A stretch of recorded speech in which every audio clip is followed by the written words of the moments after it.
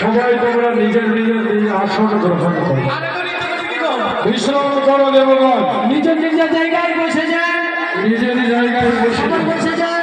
সমাজে দেখতে পেলে বেশি ভালো হয়। মায়ের ভক্তদের কাছে বিশেষ অনুরোধ, আপনারা কেউ হট্টগোল করবেন না।